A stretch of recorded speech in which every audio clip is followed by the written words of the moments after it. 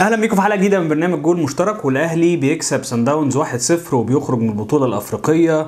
معلش الحلقه دي ما فيهاش مقدمه، الحلقات الحزينه دايما بتبدا كده. الماتش كان فيه حاجات كتيره جدا ممكن تعمل وحاجات كتيره ما اتعملتش، ولو قعدنا نتكلم بتفاصيل كتيره قوي هنخش في وقت ملوش اي لازمه. بس عشان ما اضيعش وقتك، يعني لو انت عايز تتفرج انا هلخص الموضوع في شويه نقط بسيطه علشان اللي جاي، مش علشان اللي فات. اللي فات خلاص واللي جاي هو الاهم. اول حاجه لازم اقولها، برافو جمهور الاهلي. يعني حلقه الثقب الاسود فعلا كانت حلقه حقيقيه. جمهور الاهلي فعلا حاجه يعني ما ينفعش حد يقدر يتكلم عليها ولا حد يقول اي حاجه عليها. فعلا جمهور الاهلي جمهور عظيم جدا وجمهور كبير جدا وجمهور واعي جدا جدا جدا جدا وفاهم يعني ايه كوره. لان ببساطه بعد النتيجه المخيبه والاداء المخيب سواء من اللعيبه او سواء من الجهاز الفني او سواء حتى لو الجمهور شايف ان الاداره عندها مشكله، رد فعل الجمهور في الملعب في اخر الماتش ان هو يساند اللعيبه بالشكل ده، ورد فعل حسام عاشور كابتن الفرقه ان هو ياخد اللعيبه بتاعته ويروح لحد الجمهور ويسقفوا لبعض والجمهور يقول له الدوري يا اهلي، ده اعظم رد فعل. فعشان كده انا ما كانش عندي اي مشكله لو انت كنت اتفرجت على الحلقه اللي فاتت وانا كنت بتكلم على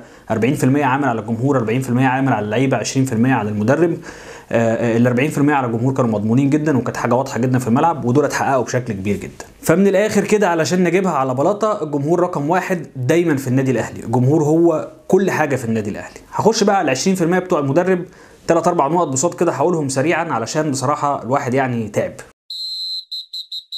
مارتن لاسارتي بدأ بخطة 4-4-2 أو 4-3-3، الخطة العادية اللي هو بيلعب بيها، بتغيير مكان أجاييه حطه على اليمين ورمضان صبحي راجع يلعب في مكانه على الشمال. أجاييه ما ظهرش خالص، الراجل ما عملش أي حاجة من اللي أنا قلتها.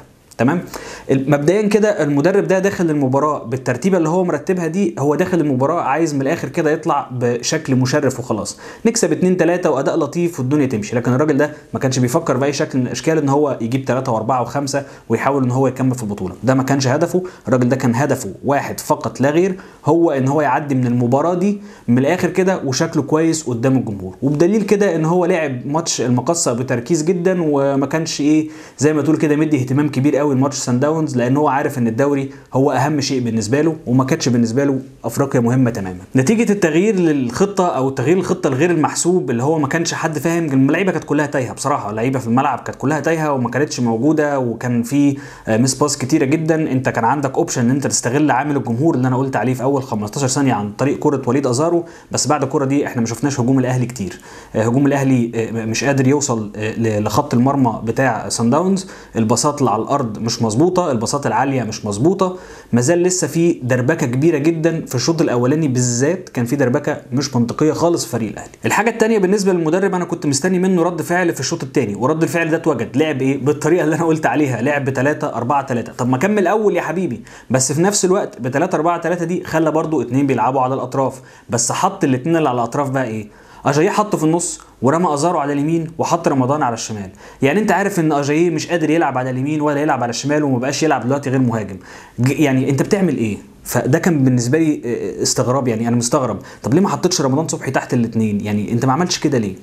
فده كان بالنسبه لي رد فعل. حصل تغيير تكتيكي في الملعب بس كان متاخر قوي، متاخر قوي يا ريس، متاخر قوي. كان عدى كتير قوي من الماتش وكنت اديت الفرقه ثقه في نفسها كبيره جدا ان هي تركب عليك. رد الفعل الثاني اللي انا برضو كنت مستنيه من الراجل ده، اخر تلت ساعه هتعمل ايه؟ في اخر تلت ساعه لو انت كسبان او انت خسران هتقدر تتعامل ازاي مع الماتش؟ برضو رد الفعل ده اتوجد، بس بمين بقى؟ رد الفعل اتوجد بمروان محسن، بقى بيلعب بازارو ومروان محسن الاثنين جنب بعض، وسحب اجاييه وحط تحتيهم رمضان صبحي، اللي انا قلت عليه في الحلقه اللي فاتت انك لازم تبدا كده من الاول. وبعد ما حصل ده بعديها باول دقيقتين كرة عرضية، اللي انا قلت ده سلاح مهم جدا للاهلي، كرة عرضية من احمد فتحي تروح على دماغ ازارو تخش جون. طب كمل بدري، ما كمل بدري يا ريس يا بيم، والله من بدري. يعني رد فعلك لطيف وكويس وبتفكر بس متاخر، انت بتتحرك متاخر جدا جوه الملعب، وده خطر على فكره كبير قوي. انا عارف ان انت ما عندكش خبره افريقيه، وعارف ان اللي معاك مش سندينك افريقيا، وعارف ان اللي معاك حتى الناس اللي هي بتحضر متاخر وبتحضر ببطء، بس سيادتك يعني كان لازم يبقى في رد فعل اقوى من كده، كان لازم يبقى في تركيز اكتر من كده، كان لازم يبقى رد فعلك اسرع من كده، كان لازم قرايتك للمباراه من البدايه كانت تبقى احسن من كده بكتير جدا. بس رغم كل الحاجات اللي انا قلته، اللي انا من وجهه نظري هي دي كان السبب الاساسي في فشل الماتش ده، او في سبب الاساسي ان انت ما تطلعش بنتيجه اكبر من كده او ان انت توصل للدور اللي بعديه، ده كان تقريبا يتحمله بنسبه كبيره جدا المدرب. بس برضو انا مش هقدر الوم عليه، لان انا من حوالي 3 أو 4 شهور لما الراجل دوت جه وابتدى يمسك الفرقه، انا قلت انتوا هتحاسبوا الراجل ده ازاي؟ انتوا مدينه فرقه، الفرقه مش بتاعته، والراجل ده جاي في نص الموسم ولسه ما بداش فرقه، ولسه حتى الخطه بتاعته ما حفظهاش للعيبه، ورغم ذلك انت خدت الاهلي من المركز الاخير في الدوري للمركز الاول، ودي حاجه تحسب لك. انا ما اقدرش اقول لك ان انت راجل سيء، ولكن ادارتك مقلقه، ادارتك بتقلق الجمهور، بتخلي الجمهور كده بيفكر الله هو الراجل ده جبان، الراجل ده راجل دفاعي، ولا الراجل ده راجل هجومي وبيهاجم وما بيدافعش. لسه شكلك او شكل فرقتك او شكل فكرك اللي موجود ما ظهرش بالنسبه للجمهور، وده عامل خطر كبير جدا، لانك ممكن توصل لنهايه الموسم لو لا قدر الله حصل اي اخفاق تاني للاهلي، الجمهور يقول لك باي باي مع السلامه، ما تلزمناش يا ريس. بس هرجع تاني واقول ان انت اتواجدت في وقت صعب، واتواجدت مع فريق برضه صعب لسه ما اكتملش بنسبه كبيره جدا. حصل تدعيمات بملايين الملايين، بس برضه لسه الفريق محتاج تدعيمات، ولكن برضه انا مش قادر الوم عليك بشكل كبير نظرا للظرف اللي انت اتحطيت فيه. بس انت كمدرب من وجهه نظري علشان تكسب الجمهور، واسال جوزيه اللي انت كنت بتتمسح فيه وقت ما كان موجود عندك في النادي الاهلي، اسال جوزيه انت تكسب ازاي الجمهور؟ تكسب الجمهور بحركات كويسه، بطريقه كويسه، بلعب كويس، بلعب هجومي، وفي نفس الوقت تخلي عندك هويه للفريق ثابته، والهويه دي تبقى هويه قويه للنادي الاهلي تليق بمقام النادي الاهلي. فخلي بالك من النقطه دي، لان من الاخر كده كابتن مارتن اللاسارتي ما اعتقدش ان انت لو ما عملش انجازات في خلال الموسم ده واخدت الدوري واخدت الكاس ومن الاخر حفلت على بيراميدز والزمالك، الجمهور هيبقى مبسوط قوي بوجودك، وبالعكس ممكن يقول لك متشكر انت عملتش فرق كبير قوي. هروح بقى للنقطه الثانيه او ال 40% التانيين بتوع اللعيبه. برافو لعيبه الاهلي، يعني رغم ان انا مش راضي، انا شخصيا انا لو كان احمد ياسر انا مش راضي عن الاداء، بس برافو. يعني رد فعل ما كانش قوي، بس كان في على الاقل رد فعل حتى لو بسيط. حاولتوا على قد ما قدرتوا، تعبتوا في الملعب وعملتوا المجهود اللي عليكم، وفي الاخر ما توفقتوش. بس خلينا نتكلم بصراحه ان النادي الاهلي عنده مشكله في اللعيبه اللي موجوده جوه النادي. انا مش هتكلم على حسين الشحات، حسين الشحات هيبقى ليه حلقه لوحديها، ومش هقطع في فروه اللعيبه واقول ان اللعيبه سيئين واللعيبه وحشين، لا، اللعيبه محتاجه خبرات افريقيه مهمه جدا، وده دور على اللعيبه الكبيره في الفرقه زي احمد فتحي، زي حسام عاشور، زي وليد سليمان، زي شريف اكرامي. اللعيبه دي لازم تبقى قريبه اكتر للعيبه الصغيره واللعيبه الجديده اللي لسه داخله النادي الاهلي، وتديها شويه خبرات. انتوا محتاجين تعملوا كده، ده دوركم، لان الجهاز الفني اللي موجود في الوقت الحالي هو مش قادر يعمل كده بشكل كبير قوي، او نقدر نقول كده ما عندوش الوقت الكافي ان هو يعمل الكلام ده. فلازم اللعيبه الكبيره اللي في الفرقه تساعد اللعيبه الصغيره. جمهور الاهلي كان ذكي جدا في التعامل مع اللعيبه، وفي نفس الوقت ما قطعش فيهم جامد، وده كان صح ولازم يستمر. الاهلي عنده ماتش مهم جدا كمان 5 ايام ضد بيراميدز، وتركي آل الشيخ دلوقتي على تويتر مولعها. فمن الاخر انا شايف ان مسانده الجمهور للعيبه كويسه جدا، بس اهم من مسانده الجمهور للعيبه مسانده اللعيبه لبعضيها. اللعيبه لازم تقف جنب بعض اكتر من كده، ولازم تتمرن احسن من كده، ولازم الجهاز الفني يركز على الفنيات اكتر قدام الجون. الاهلي عنده مشكله كبيره جدا في الثقه في النفس قدام الجون. لعيبه الاهلي كامله محتاجه تتعلم ازاي تخلص على الجون، وده مش دور لعيبه كبيره بس، ده الدور الاكبر والكبير بتاع الجهاز الفني اللي لازم ينقل خبرات للفرقه ازاي يا حبيبي تفنش قدام الجون.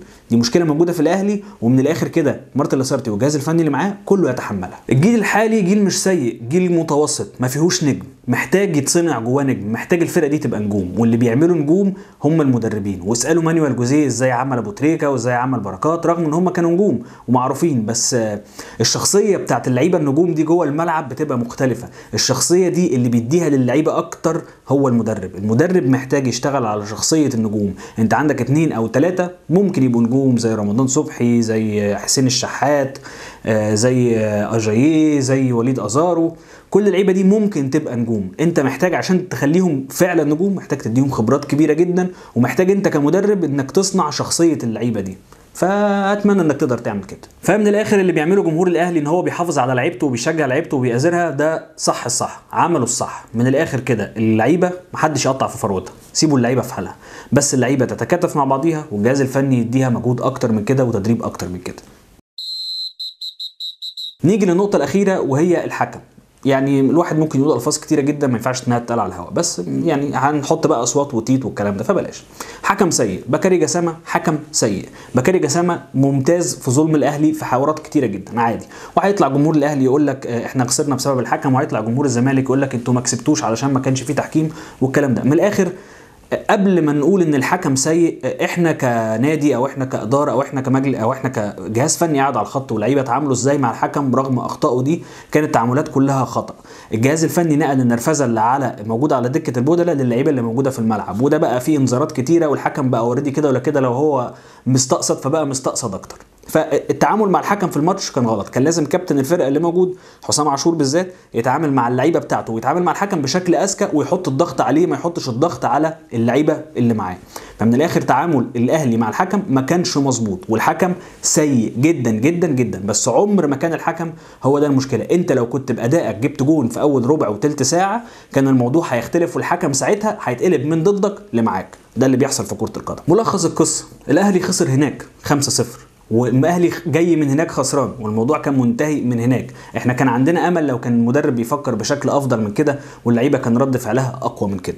بس من الاخر مدرب خسرك هناك. ويا ريت تتفرج يا مارتن يازارتي ازاي النهارده سان داونز لعب، لان ده هيعلمك ازاي تلعب بره ارضك في افريقيا. الفرقه دي، فرقه سان داونز، لعبت باذكى طريقه ممكن تتلعب بيها في افريقيا. هو ده، تلعب كده وانت بره ارضك، تخسر واحد بس ما تخسرش اكتر من واحد. ده اللي مارتن يازارتي ما عرفش يعمله. الاداء ما كانش كويس، ما كانش سوبر، بس كان في يعني زي ما بيقولوا كده بذرة امل ان اللي جاي كويس. اللعيبه رد فعلها ما كانش وحش، رد فعلها كان مقبول بنسبه كبيره جدا، بس لسه اللعيبه ما صلحتش الجمهور. لسه في دوري وفي كاس، وبرضه هنستناكوا السنه الجايه في افريقيا عشان تفرحونا. الجمهور برافو برافو، ما حدش يقدر يقول حاجه اكتر من كده. انتوا عملتوا اللي عليكم وزياده. كل من راح استاد برج العرب هو شخص عمل كل اللي يقدر يعمله من ناحيه التشجيع. 90 دقيقه تشجيع، يمكن 94 دقيقه تشجيع، ومن قبل كمان ما اللعيبه تنزل الملعب فيه تشجيع.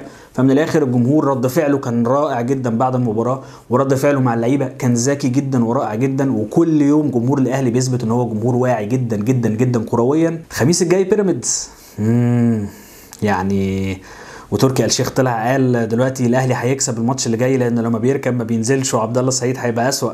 واضح كده ان هيبقى الاسبوع الجاي ده اسبوع ناري، والحاج عامر حسين هيطلع، واتحاد الكره هنطلع، وهنشوف عفيفي موجود بيرد وبيتكلم. فما بتهيألي كده ان الاسبوع الجاي مش هيبقى اسبوع سهل على الاهلي. اتمنى ان الفرقه تقفل على نفسها وتبعد دماغها خالص عن كل اللي هيحصل في الاعلام، لان ده كله كلام هجص، محاولات ضغوط نفسيه فاشله. ركز في ماتشك، ركز في فرقتك. ويا مارتن يا لاسارتي عندك 5 ايام تمرن اللعيبه، واتمنى ان انت تكون كنت بتتفرج على بيراميدز عشان تحضر المباراه احسن بكتير من المباراتين اللي فاتوا. لو عايز تعرف بقى ايه اللي حصل في الماتشات اللي فاتت، عايز تعرف ايه اللي هيحصل في الماتشات اللي جايه، تابعنا على اليوتيوب واشترك على القناه. تقدر تتفرج على الحلقات اللي فاتت، تتفرج على الحلقات اللي جايه، تشوف الفيسبوك، تشوف الانستجرام، على تويتر احنا موجودين. كل اللينكات موجوده تحت، تقدر تتفرج عليها.